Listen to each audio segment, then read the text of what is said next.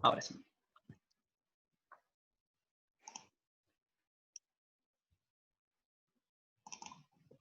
Y como les decía, que nosotros nos habíamos quedado acá en conocimiento vulgar versus conocimiento científico, ¿no?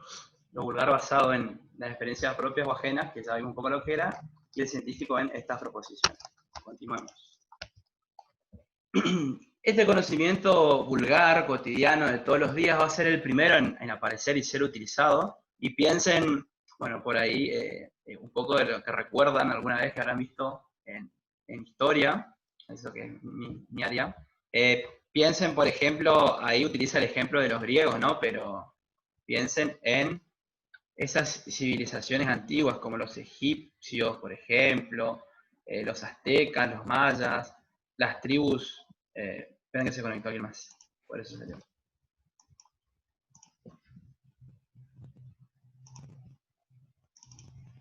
Las tribus o las etnias locales pequeñas, y eso también algo habrán visto como las explicaciones que ellos daban a los eventos que le pasaban, ya sea desde el punto de vista, no sé, de buenas o malas cosechas, de inundaciones, lluvias, de maneras de trabajar la tierra, el, no sé, cazar, cocinar, hacer sus artesanías, es decir, todo lo relacionado, y ni hablar, ¿no? Obviamente, todo lo referido a cuestiones religiosas o filosóficas, sea por ejemplo la vida más allá de la muerte, etcétera, etcétera. Un sinfín de cosas que ellos lo basaban o lo explicaban a través de fuerzas y fenómenos naturales o sobrenaturales, ¿no? No había una explicación basada en la razón, por un lado, ni que hablar, ¿no?, de un método, ¿no?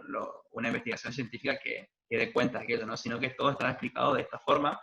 Incluso mismo la religión también, que antes les mencioné que van por dos veredas separadas, pero que también la religión tiene la explicación, ¿no?, o su propia explicación para los fenómenos.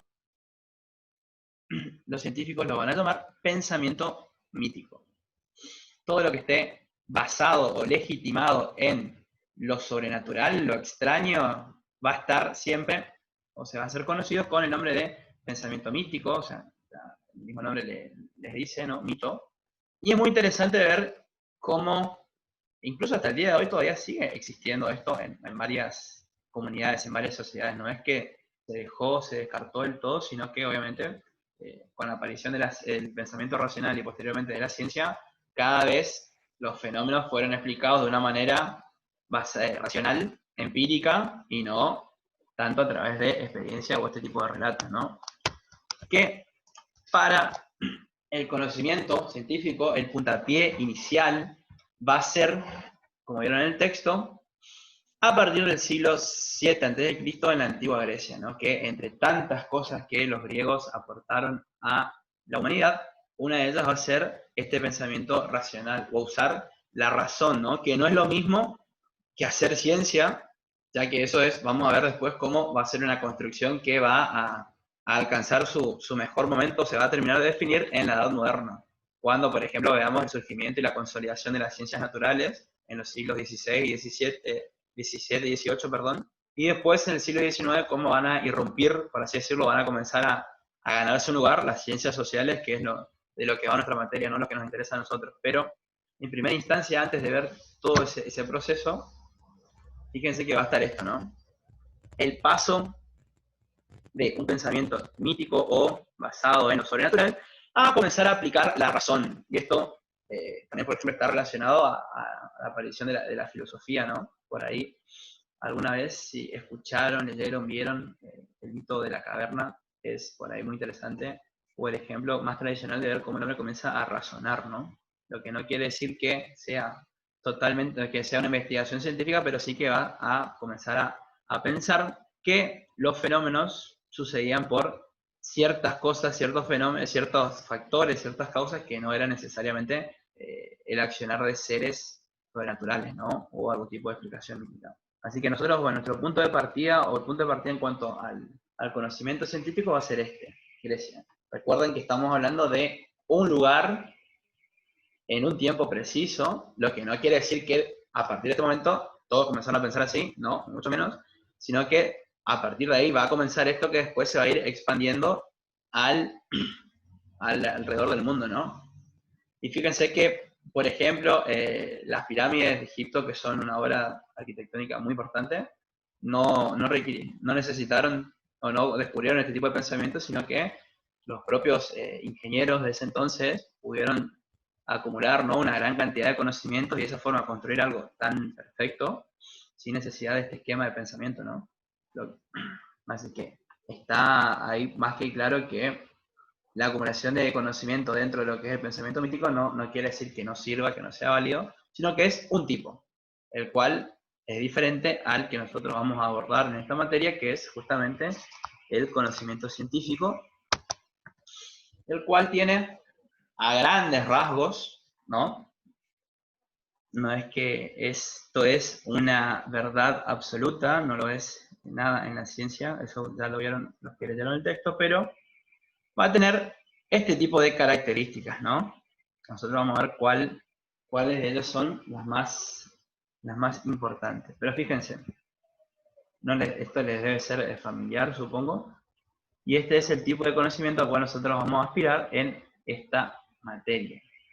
También tengan en cuenta que por ahí muchas de estas afirmaciones, cuando leyeron, se habrán dado cuenta que por lo general, siempre cuando uno habla o piensa de ciencia, y por ahí también van a ver en algunos textos que vamos a leer, siempre se lo hace pensando por ahí un poco en lo que es la ciencia, lo que son las ciencias naturales o las ciencias fácticas.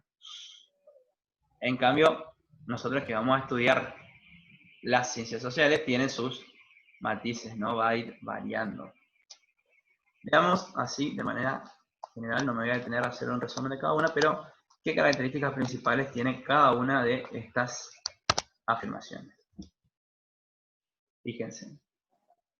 Por un lado, que habla cómo el conocimiento es descriptivo, explicativo y predictivo, que eso ya lo habíamos visto la semana anterior, pero esto es por ahí lo que se tienen que tener en cuenta, ¿no? Y también a la hora de elaborar su trabajo. Como el conocimiento científico es preciso y exacto, no se da lugar a vaguedades, por así decirlo, a decir, me parece que, bueno, o a lo mejor. Siempre que ustedes lleguen a algunas conclusiones de los resultados de la investigación que hagan, estas tienen que ser afirmaciones firmes, obviamente que van a tener su argumento, ¿no? Su fundamentación, pero tienen que ser claras y precisas.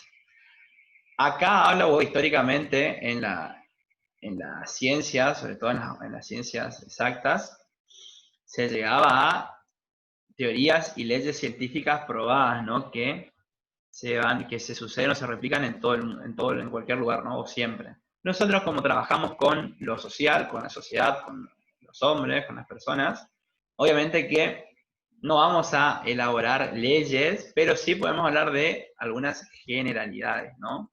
O arribar a conclusiones en base a nuestro estudio, a nuestra muestra. Ya vamos a ver las diferentes técnicas que hay como para fundamentar lo que uno está diciendo en ciencias sociales, pero sí que tengan en cuenta esto, que no sean teorías y leyes universales, no quiere decir que no podamos arribar a conclusiones de este tipo, ¿no? Conclusiones exactas y precisas.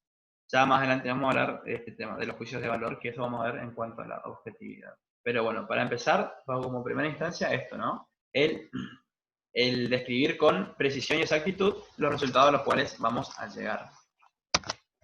También esto, en segunda instancia, cuando habla el texto, la autora de llegar al conocimiento de carácter crítico o analítico, fíjense que nosotros vamos a ver, nos van a ver en algunos trabajos y sobre todo cuando ustedes hagan el suyo, que vamos a poder analizar por partes, ya sea el trabajo total en sí, y también por partes ver cómo lo elaboraron, de qué manera, cómo redactaron su marco teórico, cuáles fueron las fuentes que obtuvieron para llegar a tales afirmaciones. Y siempre esta crítica va a estar basada en argumentos racionales. ¿Qué quiere decir esto? Que la crítica que realice yo, por ejemplo, a la hora de calificar, o algún compañero que demuestre su trabajo, o en el futuro, cualquiera que realicen, o si les tocan a ustedes evaluar, las comparaciones, las devoluciones, las apreciaciones que ustedes hagan, van a estar fundamentadas en algo, ¿no? En algún método, en algunos criterios definidos, es decir, no es algo vago o algo subjetivo, sino que también, así como a la hora de llegar a algún tipo de conocimiento nosotros seguimos una serie de pasos, también va a ser lo mismo a la hora de criticar algo, ¿no? De criticarlo en el sentido de leerlo y elaborar una opinión, elaborar una crítica, teniendo en cuenta o tratando de ser lo más objetivo posible, ¿no? Ya vamos a volver a ver eso. Pero la idea de esto es que tengan en cuenta cómo cualquier conclusión a la que ustedes lleguen luego de elaborar su investigación, esta o en el futuro, tiene que poder ser criticada y analizada y va a estar constantemente en discusión, ¿no? No es una verdad absoluta, sino que va a ser refutada y es por eso que ustedes tienen que tener bien en claro todos los argumentos, todas las fundamentaciones a la hora de realizar su trabajo, ¿no? De publicar los resultados. Como segunda característica de este fenómeno. Fíjense que el tercero, bueno, este es fácil, no le voy a decir nada nuevo, en cual ustedes saben, creo que es algo que nos enseñan desde la primaria, cómo para alcanzar un conocimiento científico, una verdad, entre comillas, hay que seguir un método. Un método elaborado previamente, nosotros ya vamos a ver los pasos del método científico en general y después de las ciencias sociales, y cómo esto está organizado previamente y de manera sistemática. Una vez que nosotros iniciemos una investigación, no vamos a poder cambiar, ¿no? Sino que tenemos que tener bien delimitados los pasos a seguir, que es lo que vamos a ir haciendo a lo largo del cursado, ¿no? Y obviamente que estos pasos tienen un orden lógico, por eso se habla también que es sistemático, un orden lógico para llegar a poder elaborar ese informe final, esa investigación final, llegar a esa conclusión y publicación de los resultados, ¿no? No es que primero vamos a hacer una cosa, después nos salteamos a otra y después volvemos, sino que tiene un orden lineal, sistemático, el cual nos va a permitir llegar a elaborar esa conclusión, ¿no? Así que bueno, en este sentido es bastante claro, ¿no? La idea de el método científico y el orden sistemático. Bien. Continuando con las explicaciones, fíjense que habla de cómo el conocimiento científico es controlable. Y esto es interesante ver o tratar de comprender por qué dice que es controlable. Porque supongamos que yo decido fabricar Coca-Cola, por ejemplo. Y tengo la fórmula, sigo los pasos y por ahí en algún momento, no sé, explota algo o hay alguna anomalía o hay algo que no me sale bien, es decir, se produce como algún fenómeno que no estaba esperado